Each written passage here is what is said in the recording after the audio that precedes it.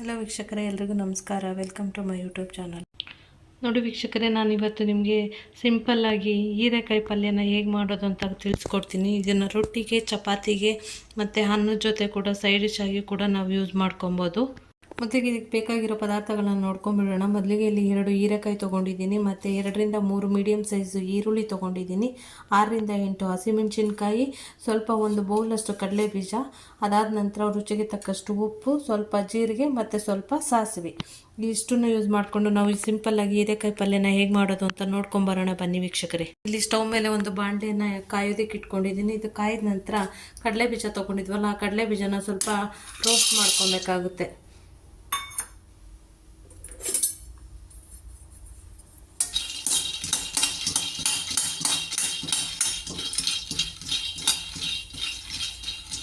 ಇದೀಗ 3 ರಿಂದ 5 ನಿಮಿಷ ತನಕ ರೋಸ್ಟ್ ಮಾಡ್ಕೊಬೇಕಾಗುತ್ತೆ. ಇದಕ್ಕೆ ಯಾವುದೇ ರೀತಿ ಎಣ್ಣೆ ಆಗಲಿ ಏನು ಯೂಸ್ ಮಾಡೋ ಅವಶ್ಯಕತೆ ಇರೋದಿಲ್ಲ. ಜಸ್ಟ್ ನಾವು ಚಟ್ನಿಗೆಲ್ಲ ಯಾವ ರೀತಿ ಕಡಲೆ ಬೀಜನ ರೋಸ್ಟ್ ಮಾಡ್ತೀವೋ ಅದೇ ರೀತಿ ಮಾಡಿಕೊಂಡ್ರೆ ಸಾಕಾಗುತ್ತೆ ವೀಕ್ಷಕರೇ. ನೋಡಿ, ಈ ರೀತಿ ರೋಸ್ಟ್ ಆದಂಥ ಕಡಲೆ ಬೀಜನ ನಾನು ಇವಾಗ ಸಪ್ರೇಟ್ ಒಂದು ಪ್ಲೇಟ್ಗೆ ಹಾಕಿಟ್ಟಿದ್ದೀನಿ. ಇವಾಗ ಇದು ತಣ್ಣಗಾಗಲಿಕ್ಕೆ ಬಿಡೋಣ. ಈಗ ಎಣ್ಣೆ ಹಾಕಿದ್ದೀನಿ. ಎಣ್ಣೆ ಹಾಕಿದ ನಂತರ ಜೀರಿಗೆ ಮತ್ತು ಸಾಸಿವೆನ ಹಾಕೊಳ್ಳೋಣ. ಅದು ಸಿಡಿದ ನಂತರ ಅದಕ್ಕೆ ಮೆಣಸಿನಕಾಯಿ ಕಮ್ಮಿ ಉರಿಬೇಕು. ಮೆಣಸಿನಕಾಯಿ, ಅದಾದ ನಂತರ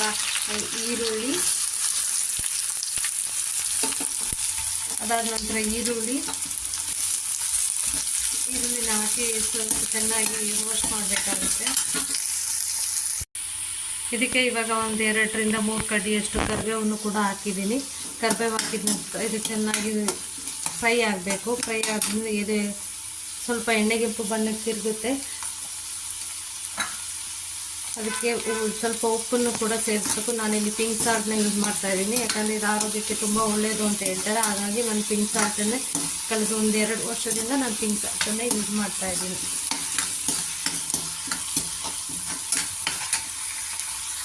ಈರುಳ್ಳಿ ಎಲ್ಲ ಇವಾಗ ಬೆಂದಿದೆ. ಅದಾದ ನಂತರ ಇವಾಗ ಈ ಹೀರೆಕಾಯಿನ ಸೇರಿಸ್ಕೊತಾ ಇದ್ದೀನಿ.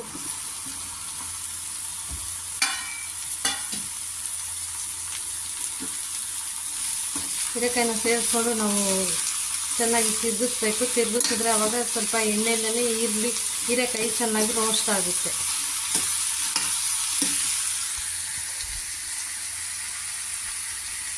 ಕಡಲೆ ಬೀಜನ ಈ ರೀತಿ ತರ್ತರಿಯಾಗಿ ರುಬ್ಬಿಟ್ಕೊಂಡಿದ್ದೀನಿ. ಈ ರೀತಿ ಹೀರೆಕಾಯಿ ಎಣ್ಣೆಯಲ್ಲಿ ಚೆನ್ನಾಗಿ ಫ್ರೈ ಆಗಿದೆ. ಈಗ ಇದು ನೀವು ಇಲ್ಲಿ ಎಳೆದು ಹೀರೆಕಾಯಿ ತೊಗೊಂಡ್ರೆ ನೀರಿನ ಅವಶ್ಯಕತೆ ಇರಲ್ಲ. ಎಳೆದಿಲ್ಲ ಸ್ವಲ್ಪ ಬಲ್ಸಿತ್ತು ಅಥವಾ ಮೀಡಿಯಮ್ ಆಗಿತ್ತು ಅಂತಂದರೆ ನೀವು ಒಂದು 1/4 ಗ್ಲಾಸಷ್ಟು ನೀವು ಇದಕ್ಕೆ ನೀರನ್ನ ಆ್ಯಡ್ ಮಾಡಿಕೊಂಡು ಬೇಯಿಸ್ಕೊಬೇಕಾಗುತ್ತೆ. ನಾನಿಲ್ಲಿ ಒಂದು 1/4 ಗ್ಲಾಸಷ್ಟು ನೀರನ್ನ ಆ್ಯಡ್ ಮಾಡ್ತಾ ಇದ್ದೀನಿ. 1/4 ಗ್ಲಾಸಷ್ಟು ಸಾಕು, ಜಾಸ್ತಿ ಏನೋ ಇದಕ್ಕೆ ಅವಶ್ಯಕತೆ ಇಲ್ಲ. ಇದೆಲ್ಲ ಚೆನ್ನಾಗಿ ಬೆಂದ ನಂತರ ಇವಾಗ ನಾವಿಲ್ಲಿ ರುಚಿಗೆ ತಕ್ಕಷ್ಟು ಉಪ್ಪು ಹಾಕಿದ್ವಲ್ಲ, ಅದು ಎಷ್ಟು ನಮಗೆ ಕರೆಕ್ಟಾಗಿದೆಯಾ ನೋಡಿಕೊಂಡು ಈಗ ಉಪ್ಪು ಬೇಕಿದ್ರೆ ನಾವು ಇಲ್ಲಿ ಉಪ್ಪನ್ನು ಸೇರಿಸ್ಕೊಬೋದು.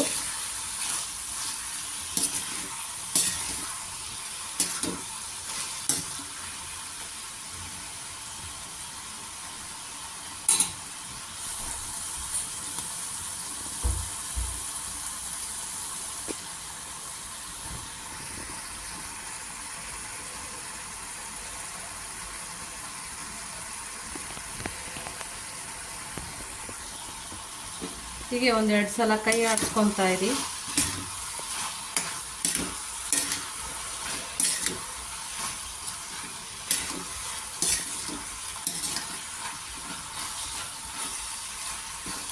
ಈಗ ನೀರೆಲ್ಲ ನೋಡಿ, ನಾನು ಹಾಕಿದ ನೀರೆಲ್ಲ 1/4 ಗ್ಲಾಸು 1-2 ರಿಂದ 3 ನಿಮಿಷದಲ್ಲೇ ಎಲ್ಲ ಕಡಿಮೆ ಆಗಿಬಿಡುತ್ತೆ.